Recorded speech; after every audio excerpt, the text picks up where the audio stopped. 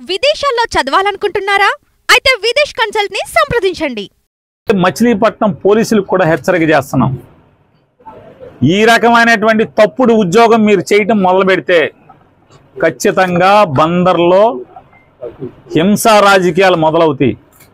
పిల్లిని కూడా గదిలో పెట్టి కొడితే తిరగబడి ఒళ్ళంతా పీకుతుంది. మేము శాంతి కాముకులమే అవ్వచ్చు, అయినంత మాత్రాన ఈ రకంగా ఇళ్ల మీదకి రౌడీల్ని, కిరాయి మనుషుల్ని, తాగుబోతుల్ని తాగిచ్చి పంపించే పరిస్థితి వస్తే నీకు 50 మంది ఉంటే మా దగ్గర వందల వేల సంఖ్యలో ఉంటారు. పోలీసుకు కూడా చెప్తున్నాం, ఈ రకమైనటువంటి సంస్కృతే మీరు పెంచి పోషించి 50 మందిని తీసుకొచ్చి మీరు వెనకాలే పరిగెత్తుకొచ్చి వాళ్ళని పంపించి వెనకాలే మీరు పరిగెత్తుకొచ్చి వాళ్ళనేమి మేము కొట్టకుండా మీరు కాపాడినంత మాత్రాన్ని ఎన్నాళ్ళు జరుగుతుంది ఇది? మీరు పోలీసులు కనుక కాకి ఉద్యోగం చేయకపోతే బందర్లో ఏం జరిగేది జరుగుతుంది. దడవాల్సిన పని లేదు. ఏమవుద్ది అంటున్నా. తప్పుడు రాజకీయాలు కట్టిపెట్టమని చెప్పని పవన్ కళ్యాణ్కి హెచ్చరిక జారీ చేస్తున్నాం.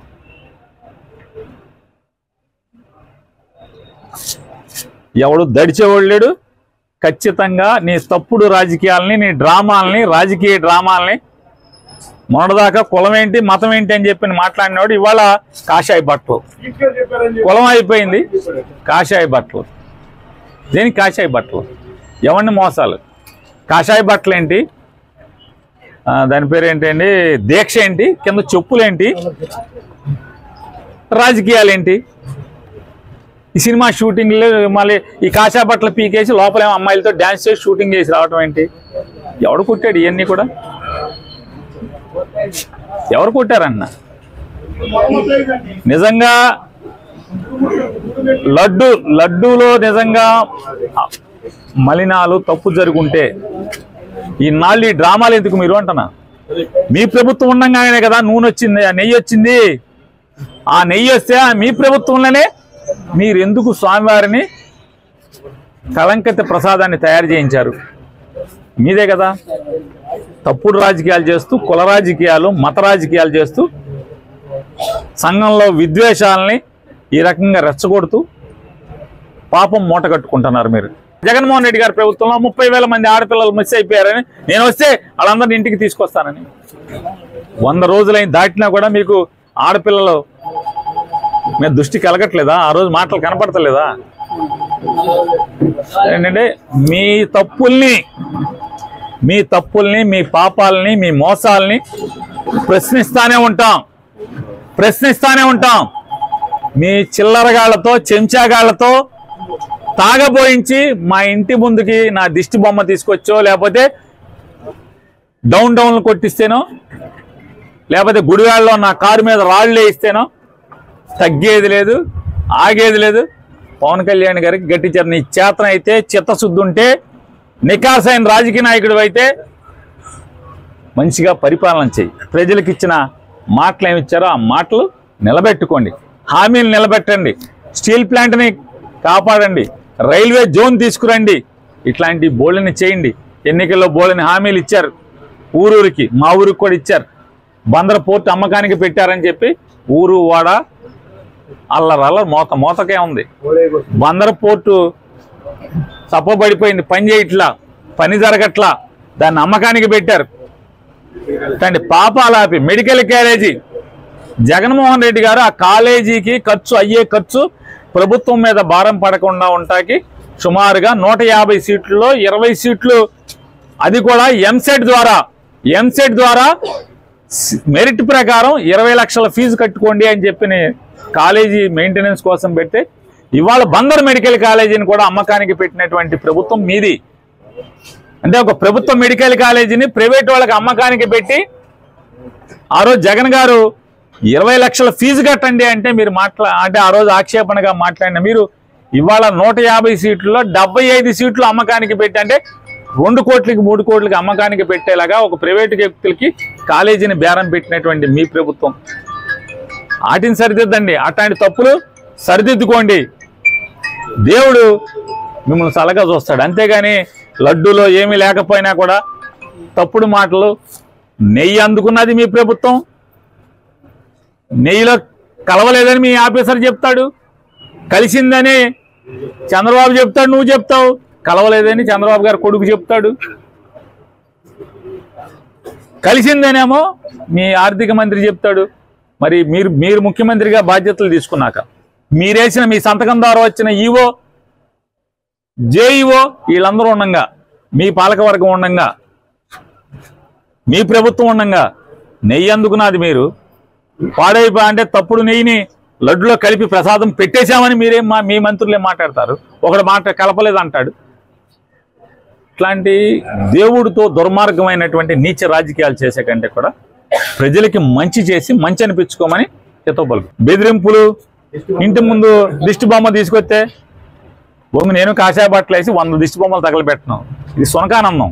ఈ దిష్టి బొమ్మ తగలడితే పవన్ కళ్యాణ్ తగలడిపోతాడేంటి? అది పేరు నాని దిష్టి బొమ్మ తగలడితే పేరు నాని తగలడిపోతాడా?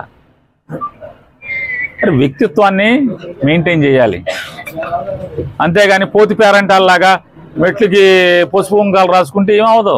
పోతి పేరంటాలు అంటారు పల్లెటూళ్ళలో, గ్రామాల్లో పోతి పేరంటాలు అంటారు. హుందాగా శంషేర్గా రాజకీయాలు చేయండి.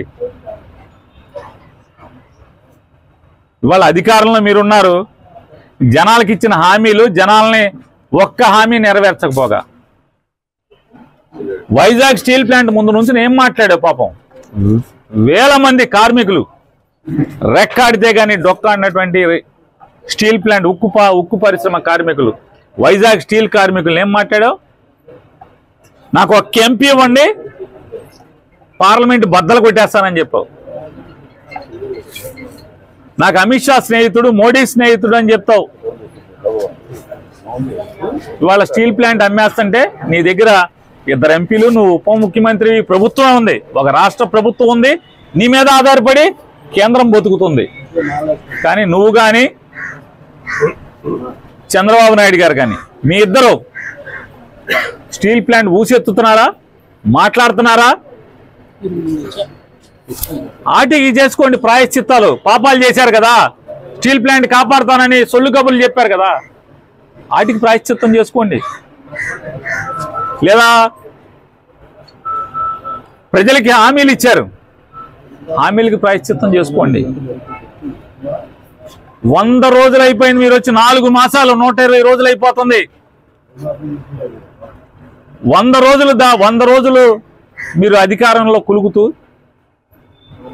పవన్ కళ్యాణ్ గారు ఎన్నికల ముందు చెప్పారు, నేను గెలిచిన 24 గంటల్లో సుగాలి ప్రీతి చావు మీద, లేదా అమ్మాయి కనపడలేదో చచ్చిపోయిందో, అమ్మాయి మనిషి కనపడతలేదు, ఎఫ్ఐఆర్ కేసు కట్టిస్తానన్నారు. 100 రోజులైంది, ఏది సుగాలి ప్రీతి కేసు ఏమైంది?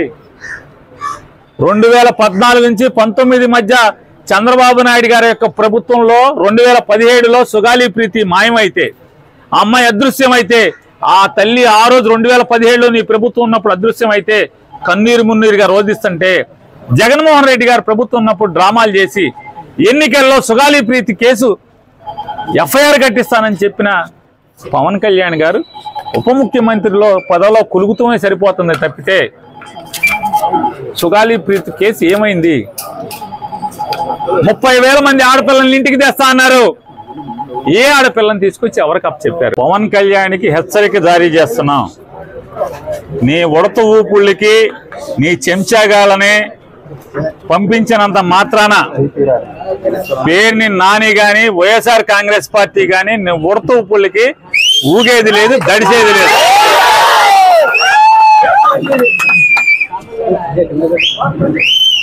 రాజకీయాల్లోకి సినిమా నటుడై 4 డాన్స్లు వేసి నువ్వు వచ్చి నీ ఇష్టానుసారం ఎవరిని పడితే వాళ్ళని నోటుకొచ్చినట్టు మాట్లాడచ్చు.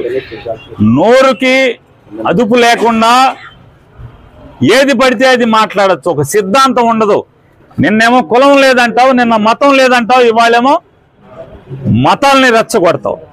హిందువులందరూ బయటికి రండి, అదే చర్చిలోనో మసీదులోనో ఏదైనా జరిగితే వాళ్ళందరూ రోడ్డెక్కరా, వాళ్ళకు చూసి వాళ్ళకున్న ఐకమత్యం కూడా హిందువులకు ఉండదా అని మాట్లాడుతుంటే ఈ రకంగా సమాజంని కులాల పరంగా మతాల పరంగా ఎన్నికల ముందు వరకు కులాల పరంగా రెచ్చగొట్టి ఇవాళ మతాల పరంగా రెచ్చగొట్టేటువంటి దౌర్భాగ్య నీచ రాజకీయాలు చేస్తున్నటువంటి పవన్ కళ్యాణ్ని ఎండగట్టాను.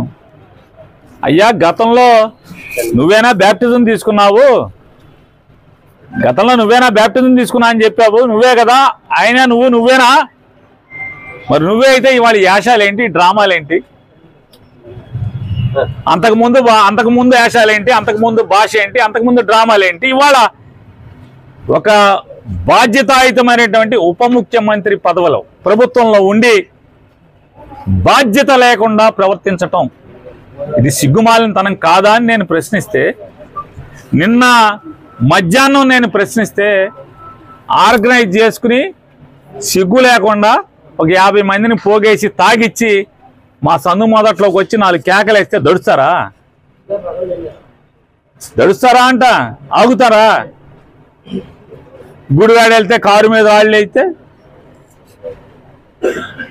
మీ ఇంటికి మా ఇల్లు ఎంత దూరమో మా ఇంటికి మీ ఇల్లు అంతే కూడా దూరం అనేది గుర్తుపెట్టుకో.